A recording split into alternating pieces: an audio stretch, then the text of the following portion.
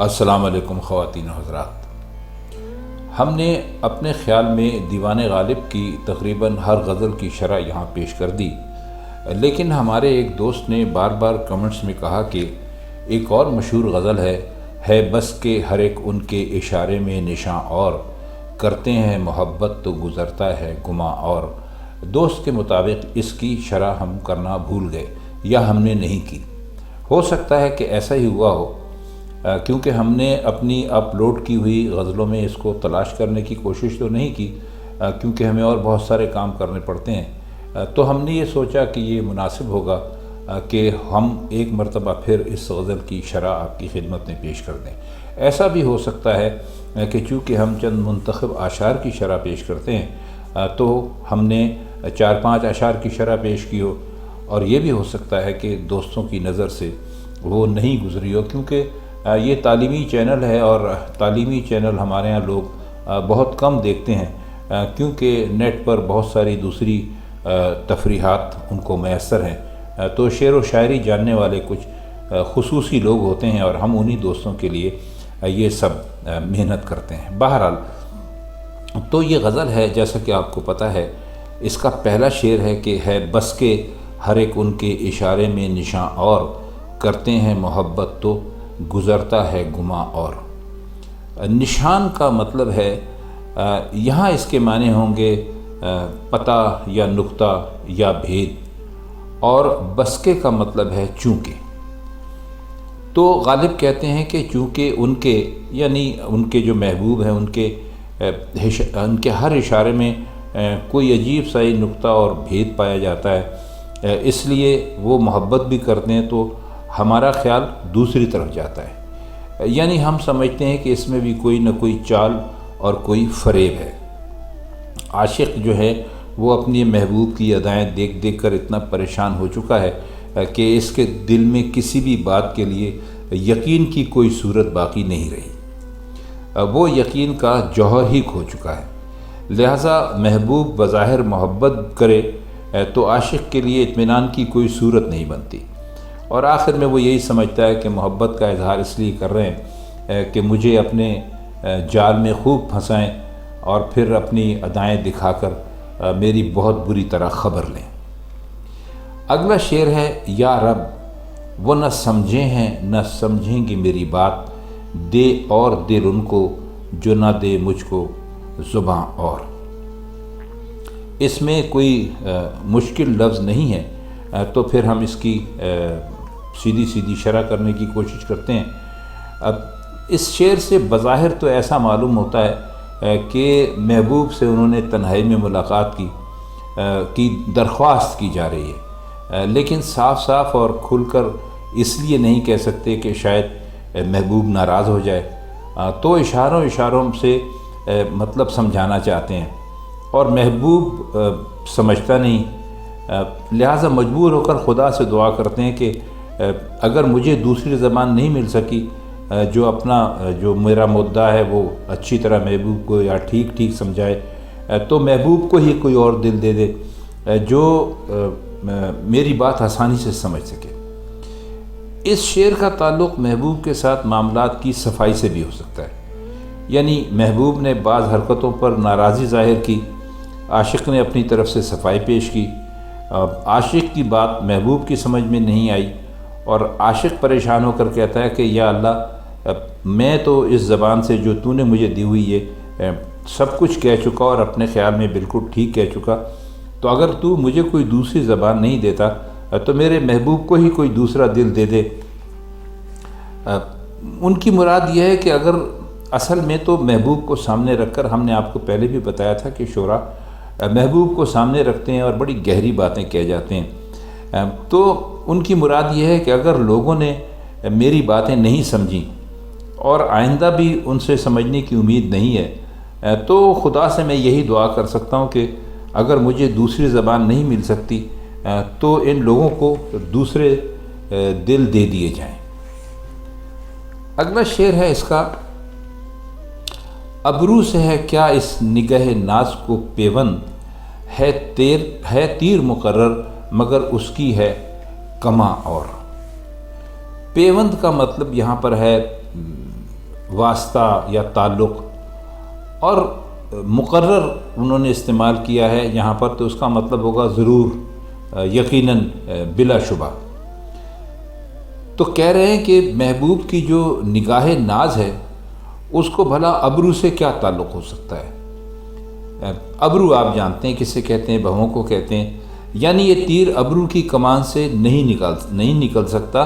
اس کا تعلق کسی اور ہی کمان سے، کسی دوسری کمان سے نکلا ہے، اور وہ کمان بظاہر حسن کی دل فریبی ہو سکتی ہے، دل آویزی ہو سکتی ہے، اس کی دلکشی ہو سکتی ہے، لیکن اس کا انہوں نے ذکر نہیں کیا۔ اب یہ شعر کی ایک اور خوبی ہے کہ ہر فرد کو موقع دیا جائے کہ وہ اپنے حساب سے شعر کو سمجھ سکے، تو یہاں بھی انہوں نے یہی کہا ہے کہ آپ اس کمان کا جو تعین ہے وہ خود کر لیجئے۔ دیکھیے، کمان اور ابرو اور تیر اور نگاہ تو بہت پرانی اور بہت یعنی فرسودہ قسم کی تشبیہات تھیں، اکثر شعراء اس کو دیتے رہے، مگر مرزا نے ایک جدت اس میں پیدا کر کے اس کو نئی تازگی اور اس میں نیا حسن پیدا کر دیا۔ اگلا شعر دیکھیے کہ تم شہر میں ہو تو ہمیں کیا غم، جب اٹھیں گے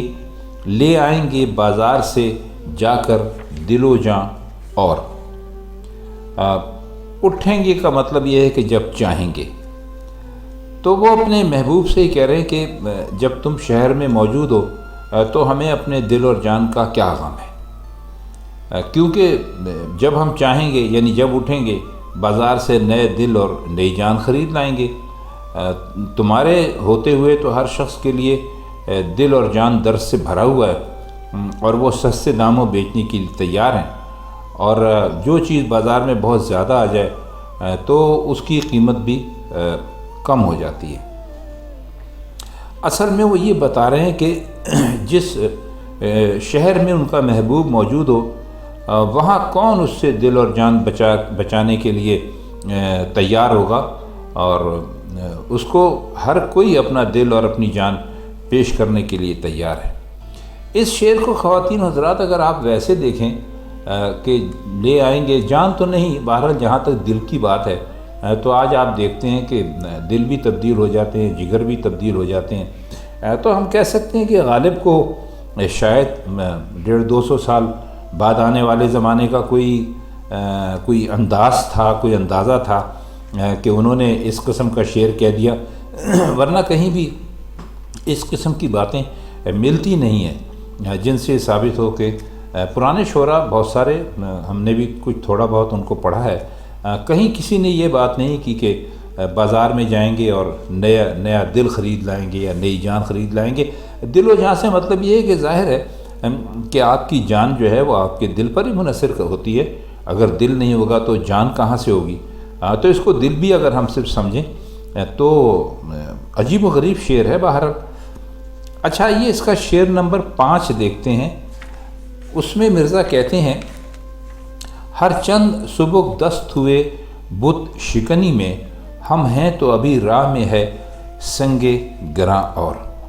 بت شکنی کا مطلب ہوتا ہے بت کو توڑ دینا، یعنی کسی بھی بت کو توڑ دینا، کسی بھی چیز کو توڑ دینا، وہ شکن یا شکنی کہلاتا ہے۔ اور سبک دست کا مطلب ہوتا ہے بہت ماہر، یعنی کوئی کسی کام میں بہت ماہر ہو تو اس کو کہہ سکتے ہیں ہم کہ فلاں کام میں سبک دست ہے۔ اور سنگ گراں کہتے ہیں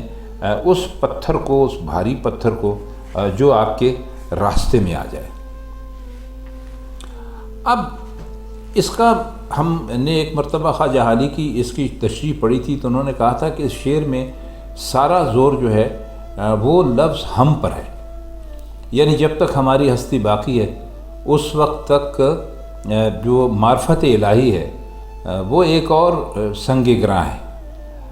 اگر ہم بت توڑنے میں ہم نے مہارت حاصل کی ہے تو کیا فائدہ؟ یہ بڑا بھاری بت یعنی ہماری ہستی تو ابھی موجود ہے۔ مطلب یہ ہے کہ ہم نے ہوس کے اور دنیا داری کے بت توڑنے میں خوب یعنی مہارت حاصل کر لی ہے، جو بھی بت سامنے آیا اسے چکنا چور کر کے رکھ دیا، لیکن خود ہماری ہستی کا بت جو بڑا بھاری پتھر ہے ایک قسم کا، ہمارا راستہ روکے ہوئے، جب تک وہ نہ ٹوٹے اور اس کا یعنی قلع قمع نہ ہو، یہ راستہ صاف نہیں ہو سکتا۔ نہ ہم قدم آگے بڑھا سکتے ہیں اور نہ معرفت کی منزل پر پہنچ سکتے ہیں۔ غرض یہ کہ اکیلے ہمیں یہ ہوس یا یہ لالچ کے بت توڑنے سے فراغت حاصل نہیں ہوتی اور معرفت کا راستہ نہیں کھلتا۔ معرفت کا راستہ یعنی اللہ تک جانے کا راستہ، اولیائی کا راستہ، کیونکہ جب تک ہم ہیں ہمارے ساتھ تو یہ انسان کی ہستی ہیں، تو ہستی کے ساتھ یہ ہمیشہ یہ سلسلہ رہے گا۔ البتہ ہمارے وجود کا بت ٹوٹے گا تو منزل مقصود پر پہنچنے کا دروازہ کھل جائے گا۔ اب دیکھیے، اصل میں وہ اس شعر میں وہی بات کہہ رہے ہیں کہ مٹا دے اپنی ہستی کو اگر کچھ مرتبہ چاہے۔ آپ نے سنا ہوگا شعر، تو ان کا مطلب یہ ہے کہنے کا کہ جب تک انسان اپنی اکڑ سے اور اپنی یعنی غرور سے اور اپنے دنیا کی لالچ سے ان ساری چیزوں سے اپنی جان نہیں چھڑا لیتا، اس وقت تک صحیح معنوں میں اس کو خدا تک پہنچنے کا راستہ مل نہیں سکتا۔ اگلا شعر دیکھیے کہ ہے خون جگر جوش میں دل کھول کے روتا، ہوتے جو کئی دیدہ خنابہ فشاں اور۔ دیدہ خنابہ فشاں کا مطلب ہے خون برسانے والی اور رونے والی آنکھیں، اور اس کا ایک اور لفظ ہے جس کو ہم دیکھ لیتے ہیں، اور کوئی اس میں کوئی خاص مشکل لفظ نہیں ہے، ہم نے شعر کو دوبارہ دیکھا ہے، تو اس کا مطلب یہ ہے کہ ہمارے جگر کا خون جوش میں آ گیا ہے، اور یہ غم اور یہ تنہائی اور یہ محبوب سے جدائی جو ہے نا، یہ اس کا نتیجہ ہے۔ اور اگر میرے پاس لہو رونے اور خون برسانے والی کئی آنکھیں ہوتی تو میں جی بھر کے رو لیتا۔ یہ مضمون خاص مرزا غالب کا ہے۔ وہ کئی مرتبہ اپنے دل کا بوجھ ہلکا کرنے کے لیے اور خون جگر کا جوش نکالنے کے لیے آنکھوں کا استعمال کرتے ہیں، کیونکہ خدا کی عطا کی ہوئی دو آنکھوں کے لیے تو یہ کام کرنا ممکن نہیں ہے، اصل کام تو اس کی ہمت یا بساط سے بہت زیادہ ہے۔ تو اسی طرح جب غم بہت زیادہ بڑھے اور اس نے بہت ہی خوفناک صورت اختیار کر لی، تو آپ نے وہ شعر سنا ہوگا، ان کا بہت مشہور شعر ہے، میری قسمت میں غم گر اتنا تھا دل بھی یارب کئی دیے ہوتے۔ یعنی جس طرح غم کے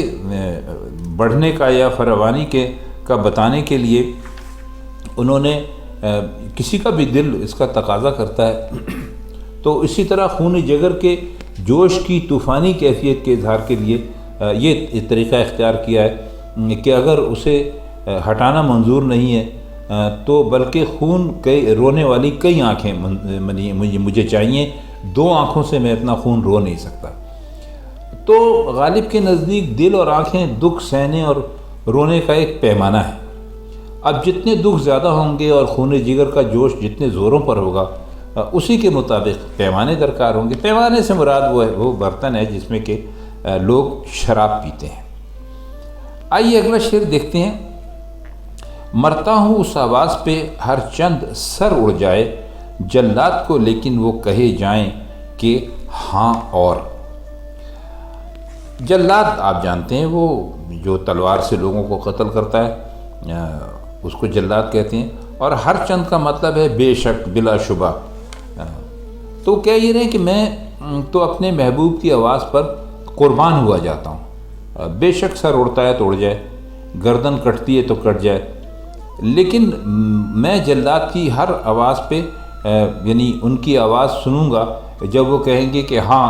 اور لگا، ایک اور لگا۔ یہ آواز اتنی دلکش اور دل فریب ہے کہ اس کے لیے میں اپنی جان قربان کر سکتا ہوں۔ دیکھیے، یہاں بھی ان کا مقصد سر کٹنا نہیں ہے، بلکہ محبوب کی دل فریب آواز کی کیفیت پیش کرنا منظور ہے۔ اس لیے وہ جلات کا ایک ڈرامہ تیار کیا گیا، گویا اتنے نازک حالات میں بھی جب جان جا رہی ہو، آواز محبوب کی دل فریبی آواز کی جو ان کی دل فریبی ہے محبوب کی آواز کی، وہ ہر شے سے بڑھ کر ہے اور اسی کے سننے کی آرزو ہے۔ یعنی مرتے ہوئے بھی ان کو یہی ہے کہ میں اپنے محبوب کی دلکش آواز کسی طرح سن لوں۔ اگلا شعر دیکھیے، لوگوں کو ہے خورشید جہاں تاب کا دھوکہ، بہر روز دکھاتا ہوں میں داغ نہاں اور۔ ہر روز کا مطلب ہر دن ہوتا ہے، اور داغ نہاں کا مطلب ہوتا ہے چھپا ہوا داغ۔ اور خورشید جہاں تاب کہتے ہیں کہ وہ سورج جس میں کہ بے پناہ یعنی روشنی ہو، عام سورج ہی کی بات کی ہے۔ تو وہ یہ کہتے ہیں کہ میں ہر روز اپنا ایک نیا چھپا ہوا داغ دکھاتا ہوں، اور لوگوں کو یہ دھوکہ ہوتا ہے کہ سورج نکل رہا ہے۔ مطلب یہ ہے کہ میرے ہر داغ کی حرارت اور جو گرمی ہے بالکل سورج کی طرح ہے، یعنی اتنی ہے کہ لوگ دیکھتے ہیں تو پہلے تو وہ سمجھتے ہیں کہ شاید سورج نکل آیا، لیکن کچھ عرصے کے بعد، کچھ مدت یا کچھ دیر کے بعد انہیں دھوکے کا احساس ہوتا ہے،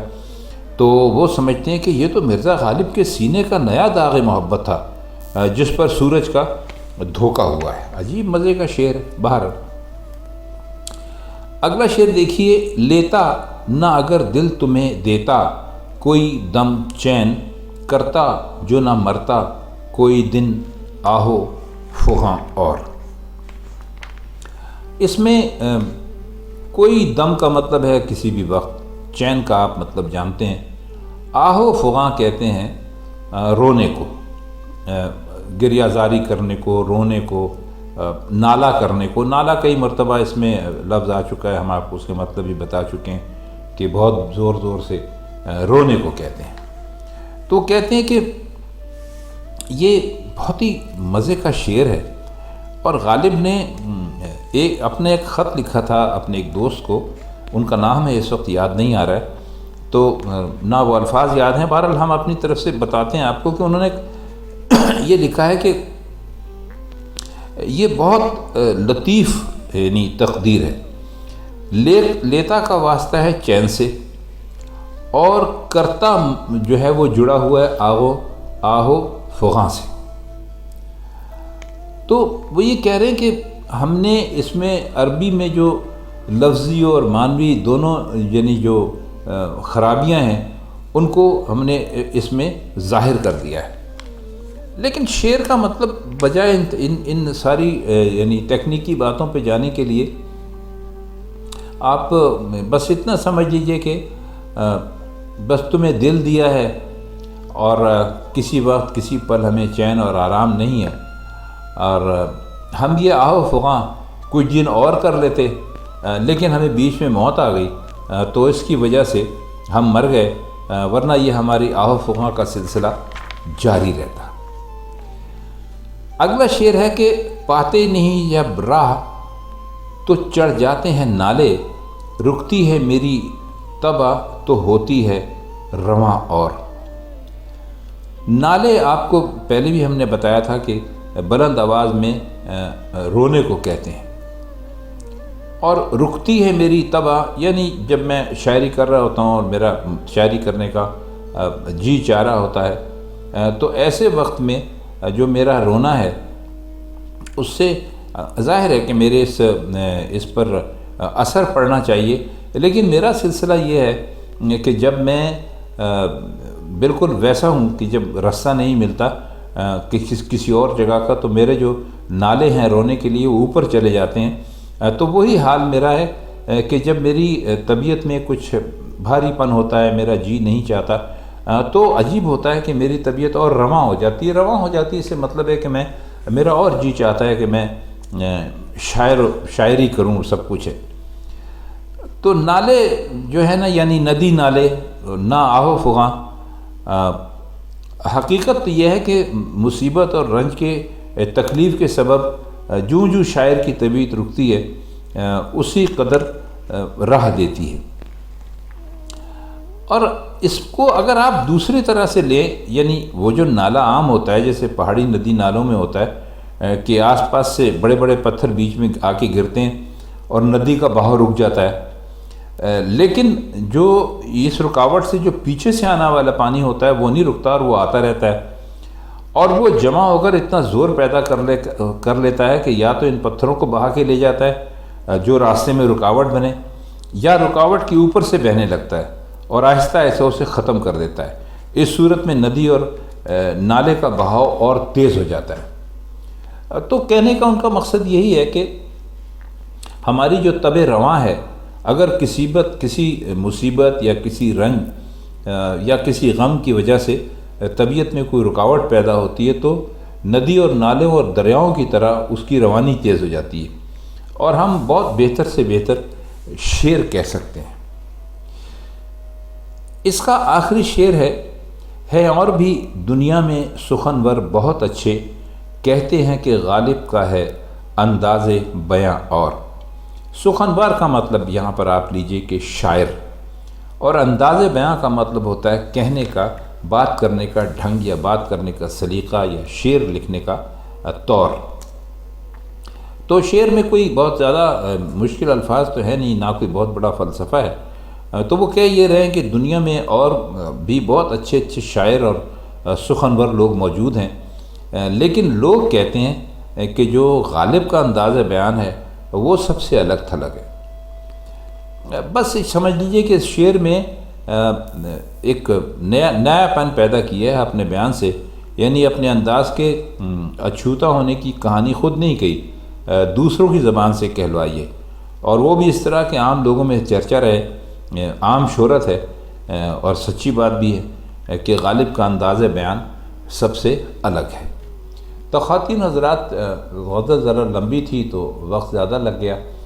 تو یہ ہم نے ایک دوست کے کہنے پر اس غزل کی شرح کرنے کی کوشش کی۔ امید ہے کہ جب آئندہ کبھی آپ یہ غزل سنیں گے تو انشاءاللہ آپ کی سمجھ میں یہ تمام اشعار بھی آ جائیں گے اور غالب کیا کہتے تھے یہ بھی آپ سمجھ لیں گے۔ تو پھر کسی اور محفل میں، کسی اور وقت، کسی اور ایسے ہی ادبی پروگرام کے ساتھ ہم آپ کی خدمت میں پھر حاضر ہوں گے۔ تب تک کے لیے ہم آپ سے اجازت چاہتے ہیں۔ خدا حافظ۔